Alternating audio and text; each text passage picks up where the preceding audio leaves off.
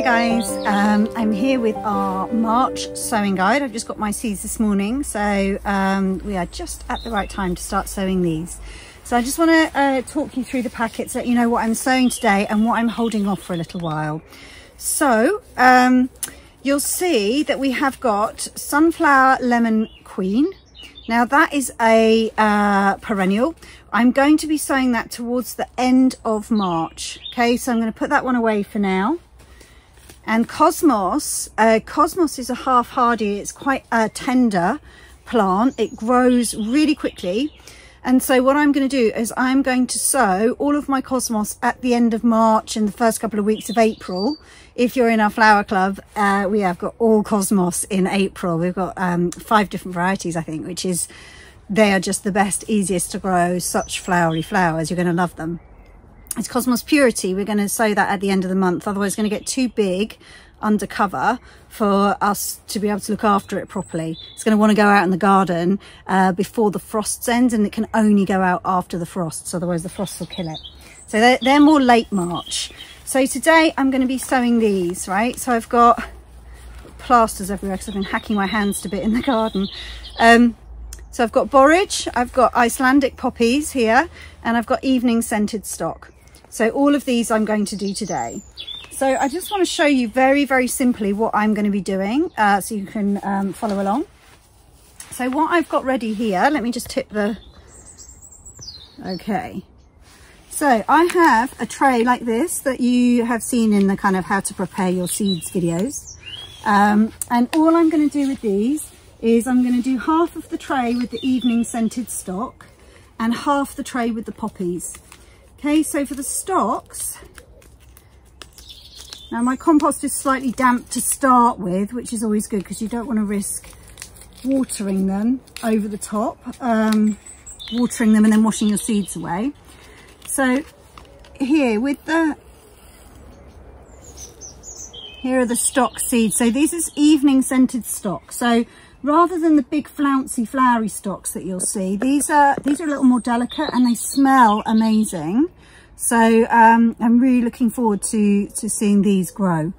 So all I'm going to do for the stocks is I don't know if you can see, I'm just off camera here. So I'm just going to make a little hole. I'm going to do half the tray with these.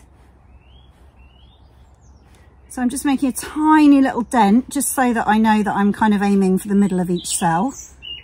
I'm not going to cover these because they are absolutely tiny. So I'm just going to take one, try and get just one anyway, into my fingernail, or you can just pinch it with your fingers if you've got delicate fingers. I've cut my fingernails too short this week, so I'm picking up about 3 each time, but you've got plenty in the pack. And so I'm just going to drop one into each cell there. Okay, I won't do them all while you're watching because you'll get bored. Very simple. Let me just pop those back and I'll carry on with that in a minute. And then I'm going to do the same. Let me just put a thing in so I remember a label. I'm going to do the same with the poppies, but I'm just going to put those literally onto the surface of the compost here. So I've got half the tray evening scented stock, half poppies. My guess is that these will come up before the poppies, but I'm not in a rush for the poppies. They can take their time. So what I'll do is as soon as these start germinating, I'll put these in the kitchen. I'll put a lid on. I'll see if I can find, I'll have to steal a lid off another one and put it onto here. But I'm going to put these in the kitchen, and then as soon as they start to germinate, which will probably be on this side first, I'll bring them out and put them in the greenhouse so that they can carry on going there with enough light. Okay, so definitely get them outside as soon as they germinate. So that's for those ones, really straightforward. So Icelandic poppy, just pop it on the surface. So ideally you want your compost a bit damp before you even start, and then you don't have to water. But if you've forgotten to do that, don't worry. I use a little drinks cup, which I just gently squirt to make sure that there's enough water in the compost. Failing that, you can pop them in a tray of water and water them from underneath. So I know as I'm sowing these today, I know it's going to be really cold the next couple of days, but these will be in the kitchen then. And by the time they germinate, I've looked at the weather, and hopefully in the next, well, you can't really tell, can you? But in the next 7 days, it's going to warm up a bit. So by the time they come out into the greenhouse as tiny little seedlings, they'll be good. So we will grow these on until once they get to pretty sturdy little seedlings, that's when we'll move them and put them out into the garden, but not until at least the end of March.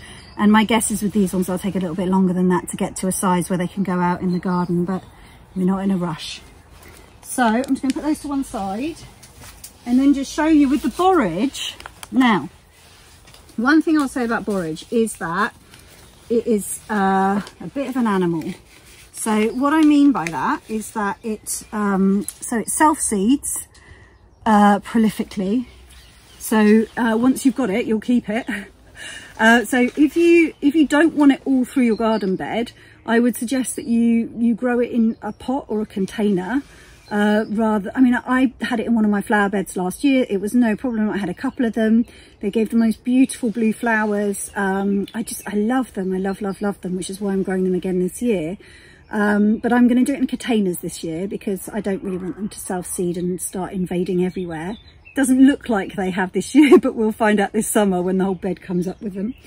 But because of that, and I also know they're really quite easy to grow, and they grow very fast. And I don't need many of them. I'm really trying hard to not over sow quite so much at the moment. So look at these fun little black bullets. So with these, I'm only sowing 3. So all I'm doing is I'm making a little dent in the soil here. I'm going to drop one in. 1, 2, 3. Cover them over. Stick the label in. I'll give those a little water. Again, put them in the kitchen. As soon as they start to germinate, I'll bring them out into the greenhouse. That's it, job done.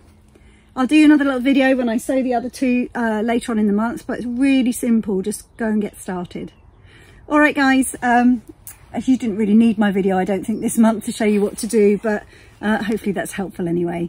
So if you do yours over this weekend, you know that we'll be kind of on a similar cycle with each other. All right, take care. Bye.